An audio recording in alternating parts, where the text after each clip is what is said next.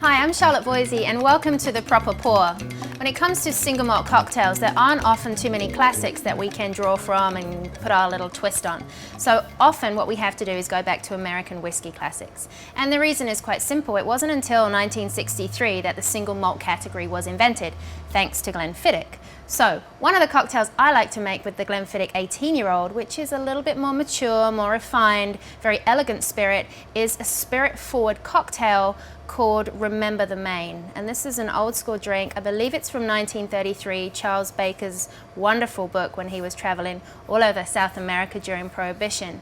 He came up with this drink, which is a great one that we can twist. So I'm going to start off then with 2 ounces of Glenfiddich, the 18-year-old. This is going to be a stirred cocktail, spirit forward, so I'm going to pour the 2 ounces over some cracked ice into my mixing glass. And follow that up quickly with a ½ ounce of sweet vermouth, a sweet Italian vermouth. And then just a ¼ ounce of a cherry liqueur, which is great because the Glenfiddich 18 uses a little bit of American and European oak in its maturation, so that cherry combination will come through beautifully. And then a bar spoon of absinthe.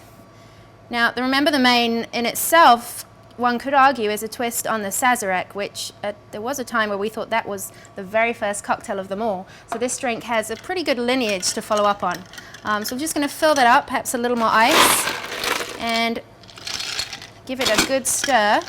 And as always, we're holding the base of the glass not to make the glass too warm with the heat from our hand.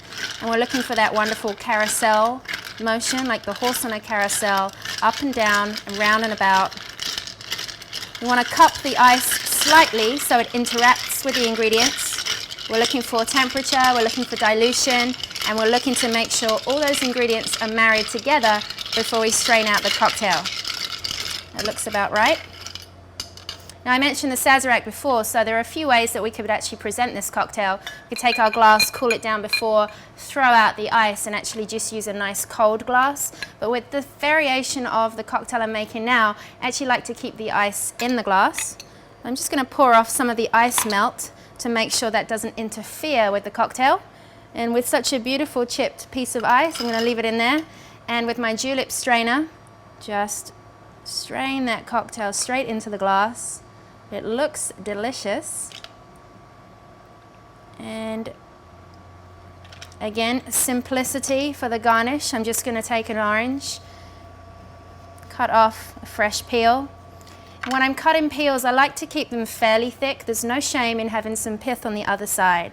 It allows you to hold the twist properly and then squeeze it or snap it between 2 fingers, and you get that brilliant spray of essential oils which makes the cocktail smell better, and therefore we already think it's going to taste better.